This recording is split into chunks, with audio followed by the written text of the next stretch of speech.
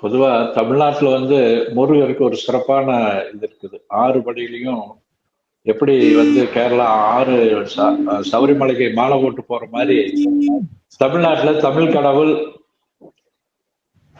அப்படி சொல்லி நிறைய வந்து 6 படிக்கு வீடு போட்டு 6 படிக்கும் பக்தர்கள் வந்து பாத யாத்திரையா போறது, இது மாதிரி நிறைய போய் சாமி போடுறது, இப்படி ஒரு சிறப்பு அடைஞ்சிட்டு இருக்கு. ஆன்மீகத்தினுடைய முருகருடையது தொடர்ந்து ஒரு பெருமை அடைந்து கொண்டு இருக்கின்றது.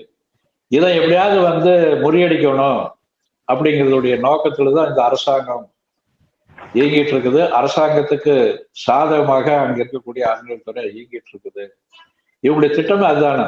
ஹிந்துன்னு சொல்லக்கூடாது, கோயில் வழிபாடெல்லாம் இருக்கக்கூடாது, கடவுள் நம்பிக்கை இழக்கக்கூடாதுங்கிறதான் இந்த அரசாங்கத்தினுடைய நோக்கம். அவங்களுடைய கொள்கையை வச்சிருக்காங்க. முருகன் மாநாடெல்லாம் சும்மா ஒரு போலிக்கான மாநாடுடைய அது வந்து சரியா நடக்கலைங்கிறதுதான் ஒரு இதா இருக்குது.